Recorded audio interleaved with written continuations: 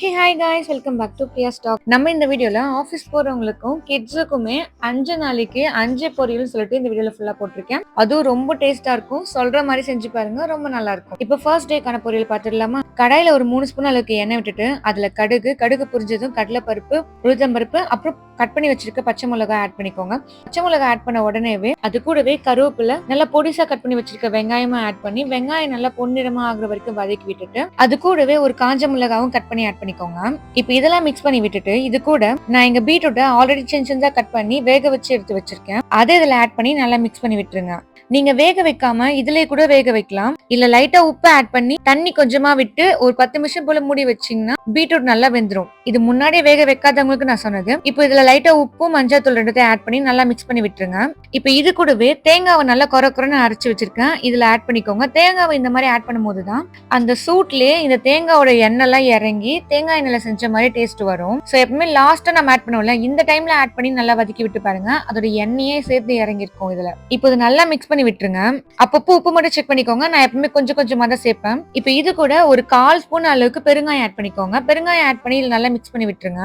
தேங்காயில இருந்த தண்ணி ஃபுல்லா ட்ரை ஆன பிறகு பெருங்காயத்தை மிக்ஸ் பண்ணி எடுத்தீங்கன்னா சூப்பரான பீட்ரூட் பொரியல் ரெடியான பொரியல் பார்க்கலாமா? இப்போ பேன்ல ஒரு 3 ஸ்பூன் அளவுக்கு எண்ணெய் விட்டுட்டு எண்ணெய் காஞ்சதும் அதுல கடுகு போடுங்க. கடுகு பொரிஞ்சதும் அதுல 1 ஸ்பூன் அளவுக்கு உளுத்தம் பருப்பு, 1/2 ஸ்பூன் அளவுக்கு கடலை பருப்பு, இது எல்லாத்தையும் சேர்த்து கொஞ்சம் கலர் மாற வரைக்கும் வெயிட் பண்ணுங்க. இதெல்லாம் கொஞ்சமா கலர் சேஞ்ச் ஆன உடனே நம்ம நல்லா சாப் பண்ணி வச்சிருக்க பச்சை மிளகாவை ஆட் பண்ணிக்கோங்க. அது கூடவே ஒரு கொத்து அளவுக்கு கருவேப்பிலை, ஒரே ஒரு காஞ்ச மிளகா, அப்புறம் நல்லா சாப் பண்ணி வச்சிருக்க வெங்காயம், இது எல்லாத்தையும் ஆட் பண்ணி வெங்காயம் நல்லா பொன்னிறமா ஆகுற வரைக்கும் நல்லா வதக்கி விடுங்க.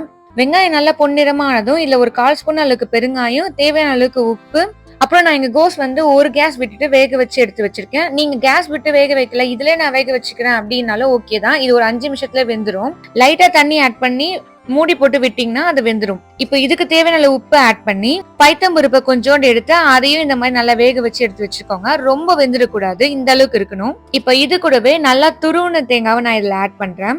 இப்போ இதெல்லாம் ஆட் பண்ணிட்டு உப்பும் தேவையான அளவுக்கு ஆட் பண்ணி கொத்தமல்லி தூவி இறக்குனீங்கன்னா டேஸ்டான கோஸ் பொரியலும் ரெடி. இப்ப தேர்ட் டேக்கான பொரியல் என்ன பண்ணிடலாமா? ஒரு 3 ஸ்பூன் அளவுக்கு எண்ணெய் விட்டுட்டு அதுல கொஞ்சமா கடுகு, 1/4 ஸ்பூன் அளவுக்கு கடலைப்பருப்பு, 1/2 ஸ்பூன் அளவுக்கு உளுத்தம் பருப்புன்னு ஆட் பண்ணிக்கோங்க.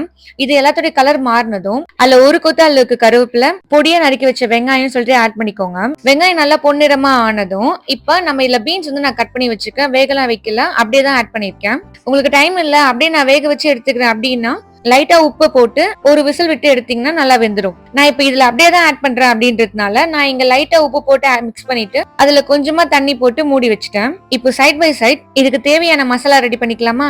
மிக்ஸி ஜார்ல ஒரு பத்த அளவுக்கு தேங்காய், 2 காஞ்ச மிளகா, ஒரு 4 பல்லு பூண்டு, அப்புறம் கொஞ்சமா வேர்க்கடலை ஆட் பண்ணி நல்லா கொரன்னு அரைச்சு தனியா எடுத்து வச்சுக்கோங்க.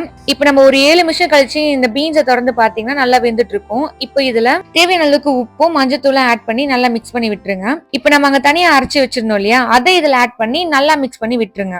இப்ப ஃபைனலா இது கூட நல்ல கடலை பருப்பை 1 hour ஊற வச்சு ஒரு 4 விசில் விட்டு எடுத்து இதுல ஆட் பண்ணீங்கன்னா டேஸ்டான பீன்ஸ் பொரியலும் ரெடி.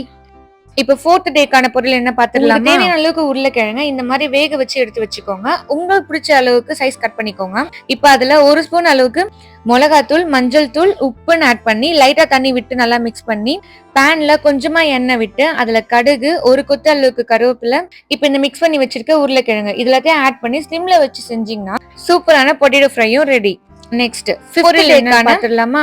இப்ப கடையில ஒரு 2 ஸ்பூன் அளவுக்கு எண்ணெய் விட்டுட்டு அதுல கடுகு, கடலை பருப்பு, உளுத்தம் பருப்புன்னு ஆட் பண்ணி இதோட கலர் கொஞ்சம் சேஞ்ச் ஆகணும், அது வரைக்கும் கொஞ்சம் வதக்கி விடுங்க. இப்ப இதுல ஒரு கொத்து அளவுக்கு கருவேப்பிலை, ஒரே ஒரு காஞ்ச மிளகா, அப்புறம் நல்லா பொடிசா கட் பண்ணி வச்சிருக்க வெங்காயம் இது எல்லாத்தையும் ஆட் பண்ணி நல்லா வதக்கி விட்டுருங்க. வெங்காயம் ஒரு 50% வெந்தா போதும். இப்ப நான் இங்க கேரட்டை நல்லா சின்னதா கட் பண்ணி வச்சிருக்கேன். அதை நான் இதுல கழுவி இதுல ஆட் பண்ணிக்கிறேன். இது கேரட் நீங்க வேக வச்சு செய்ய வேண்டாம், இப்படியே ஆட் பண்ணிக்கோங்க, அப்பதான் நல்லா இருக்கும்.